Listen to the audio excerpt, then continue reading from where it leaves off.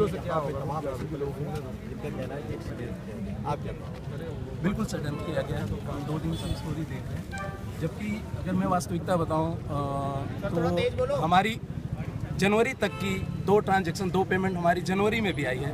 Reality ये है, जो रियलिटी 2 दिन से नहीं दिखाई गई है। हमारी रियलिटी ये है कि दिसंबर तक कोई भी पैसा हमारा रुका नहीं है और ऑन टाइम पे आया है।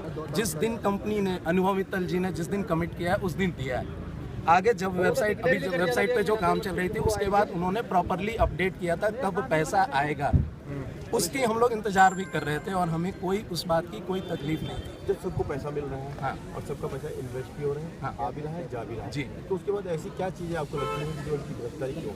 सर हर बिजनेस में कोई 1% व्यक्ति होता है जो कहीं ना कहीं से नेगेटिव होता है या कहीं उसके पीछे कोई मंशा चल रही होती है।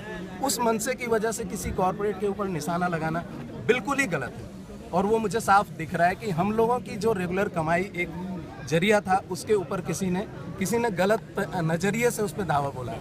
अच्छा, दिल्ली एनसीआर में तमाम ऐसी कंपनीज हैं जो चिट फंड चलाया करती थी या इस तरीके के जो ऑपरेट करती थी, स्कीम जो हुआ करती थी, उन पे पूरी तरीके से प्रतिबंधित करा दिया गया था। ठीक है, जो यूपी सरकार भी इस बात को कहती है, उसके लिए क्या कहेंगे? सर चिटफंड क्या होता है वो हमें नहीं पता। हम एक डिजिटल मार्केटिंग में अपनी कैंपेनिंग के लिए किसी कंपनी के साथ जुड़े हुए थे। अपनी कैंपेनिंग करते हुए किस तरीके से अर्निंग हो सकती है, मेरा सिर्फ ये है कि जैसे चिट फंड कंपनियां थी उसमें तमाम लोगों की गिरफ्तारी, उनको बंद कराया गया। फिर इस तरीके की और भी ऐसी कंपनियां थी जिनको ये साबित किया गया कि ये साइबर क्राइम है, इसलिए है क्योंकि हाईकोर्ट और सुप्रीम कोर्ट का ये कहना था कि आप कहाँ से इतना पैसा इन्वेस्ट कर रहे हैं और ये पैसा कहाँ से आ रहा है।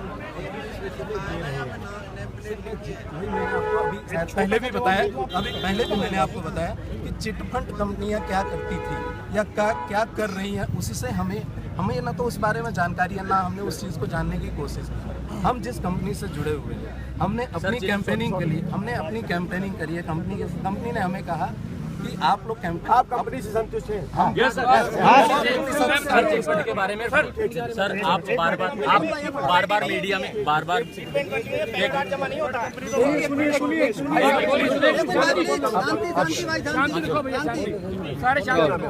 सर मेरा बरियाम सिंह नाम है और मैं हरियाणा से बिलोंग करता हूँ। जी सर।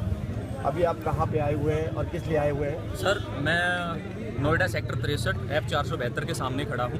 ठीक है, और 1 तारीख से न्यूज़ में ये आया हुआ है कि 3700 करोड़ रुपए की ठगी कर ली गई है। 3700 करोड़ रुपए, 3700 करोड़ रुपए।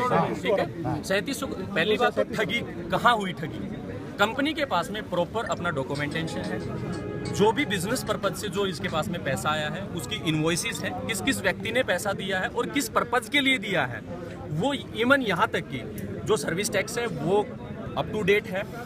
जो भी व्यक्ति यहाँ पे अपने प्रमोशनल के लिए काम करते थे उन लोगों का वर्किंग का पैसा कंटिन्यू दिया जा रहा है कंपनी के माध्यम से।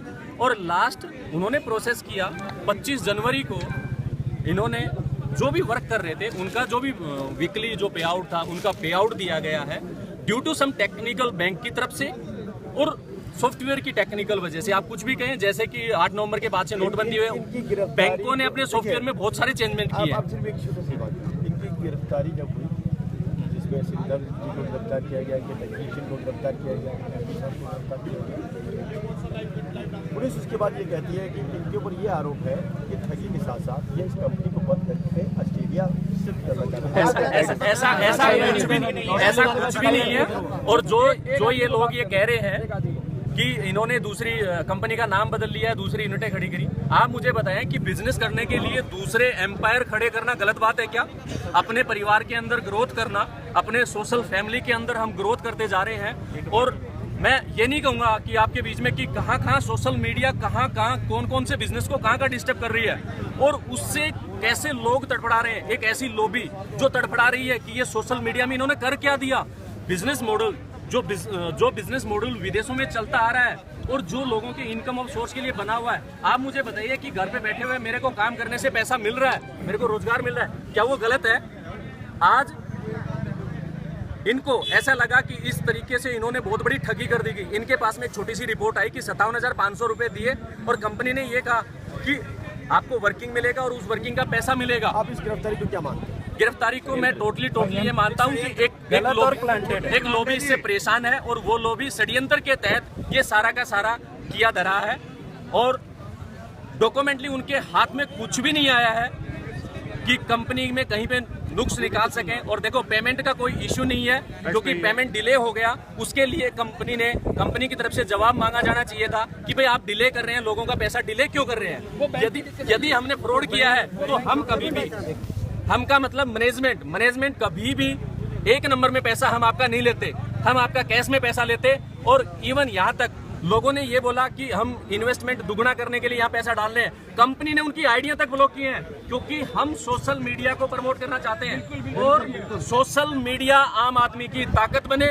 ये चीज इस प्लेटफॉर्म के माध्यम से हम साबित करके दिखाना चाहते हैं। इंडिया की एक फास्ट ग्रोइंग कंपनी जिसने इतिहास में जो विदेश की कंपनी यहाँ आ जाए और पैसा बाहर चला जाए वो इन लोगों को मंजूर है, लेकिन इंडिया की कोई कंपनी खड़ा होके और एक स्टार्टअप देश के लोगों को देना चाहे वो इन लोगों को मंजूर नहीं है। मैं ये कहता हूं कि डिजिटली ट्रांजैक्शन जो कंपनी ने की है, क्या वो इस चीज को प्रमाणित करती है कि हमने फ्रॉड किया है। जिन लोगों ने पैसा लगाया है